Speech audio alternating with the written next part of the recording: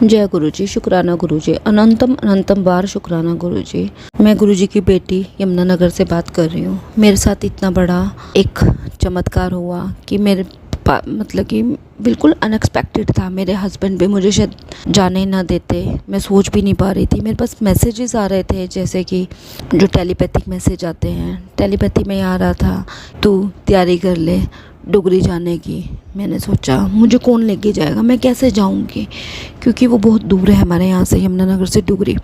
तो बहुत इम्पॉसिबल लग रहा था, पर लेकिन फिर भी मैंने कहा गुरुजी का मैसेज आ रहा है, क्या पता कहीं ना कहीं वो रास्ता बना दे। वही हुआ। मैंने अपने इन लॉज से मतलब अपने हस्बैंड से बात करी कि ऐसे ऐसे मेरे यहाँ पे वैन जा रही है, बस जा रही है, तो वहाँ मेरे को उन्होंने बोला कि अगर आप जाना चाहते हो तो अपनी सीट बुक करवा लो। तो मेरे हस्बैंड ने मना कर दिया कि नहीं, हमारे यहाँ पे ऐसे बहुएँ अकेली नहीं जाती कहीं पे भी। तो मैंने कहा आप ले चलो मुझे, फिर मेरा भी जाने का बहुत मन है। मैं अभी तक बड़े मंदिर भी नहीं जा पाई, मैं डुगरी भी नहीं गई, और मेरी बहुत बहुत ज़्यादा इच्छा हो रही है। जनवरी से मेरी बहुत ज़्यादा इच्छा थी कि मैं डुगरी या बड़े मंदिर माथा टेक के आऊँ।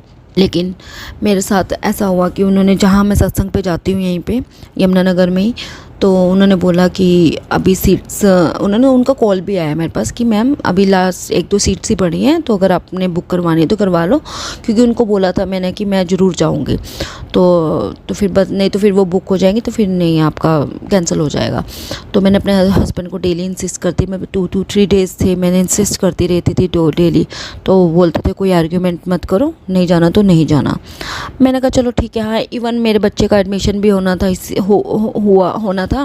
तो बस उन्होंने बोला कि तुम्हारे सामने ये सारे खर्चे, आपको पता ही है कि एडमिशन्स जानी है, अभी काफ़ी खर्चा है, तो अभी बुक्स, यूनिफॉर्म, ये वो काफ़ी एक्स्ट्रा चीज़ें भी हैं, तो तुम फिर कभी चले जाना। इस तरह का मेरे हस्बैंड ने उसे मोल्ड कर दिया उस बात को। मैंने कहा चलो ठीक है, क्या लड़ाई करनी है, क्या बहस करनी, चलो ठीक है।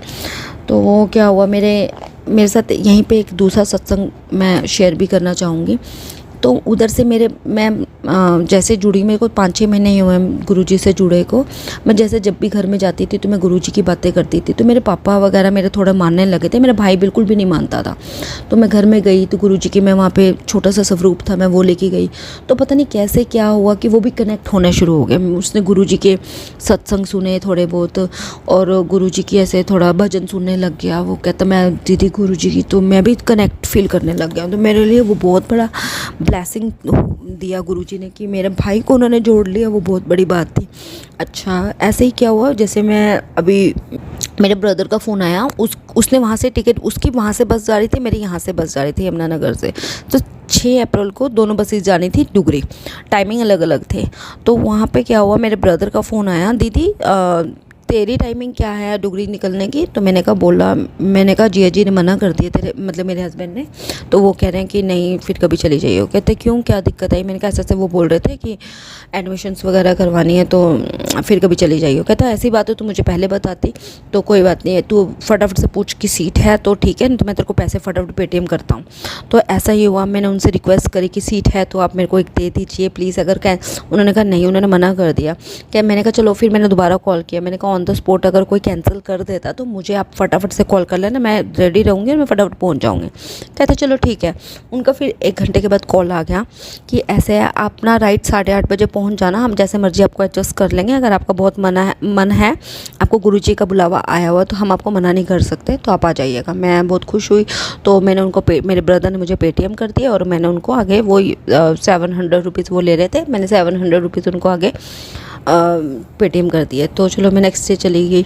तो मेरे हस्बैंड ने थोड़ा सा बोला ये क्या हुआ, ये कौन सी गेम है, ये क्या है, अब ये कौन सी चाल है कि तुम अचानक कैसे जा रही हो। मैंने कहा बस मेरे भाई ने, ब्रदर बोल रहा है चलो चलो, तो इसीलिए तो मैं जा रही हूँ फाइनली। चलो बस गुरुजी का हुक्म हुआ, और उन्होंने ज़्यादा मेरे साथ बहस बूस नहीं करी, और उन्होंने मेरे को अलो कर दिया जाने के लिए। ये गुरुजी की कृपा थी शायद। वो मेरे को ऑन द मोमेंट वो बिल्कुल मना कर देते, हमारे घर में लड़ाई झगड़ा भी बढ़ सकता था।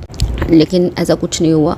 अच्छा, मैं फिर डुगरी में मत्था टेक के आई। डुगरी में वहाँ पे अच्छे से मैंने पूरा गुरुजी के दर्शन किए, लंगर प्रसाद चखा, जो कि आज तक मैंने शायद सत्संग में ही सुना था कि 4 लोग बैठ के एक ही थाली में जब खाते हैं। तो मैं सोच के जब स्टार्टिंग में मैंने फर्स्ट टाइम सुना तो मुझे थोड़ा सा ऐसा लगता था, और मतलब कि थोड़ा सा मन में आता था कि 4 लोग कैसे खा सकते हैं एक ही थाली में। फिर जैसे जैसे मैं सत्संग सुनती थी, मुझे ये बड़े मंदिर के बारे में बताया, मतलब कि सत्संग में सुना था कि 4 लोग खाते, 4। फिर मैं सोचती थी मैं कब ब्लेस्ड होंगी जब मैं उस जगह पे जाऊंगी और जब 4 लोग के साथ वो एक थाली में मैं खाऊंगी।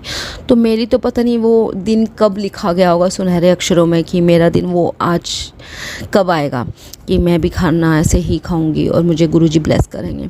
तो डुगरी में भी सेम ऐसा ही था, 4 लोग खा रहे थे तो मैं अपने को बहुत ब्लेस फील कर रही थी।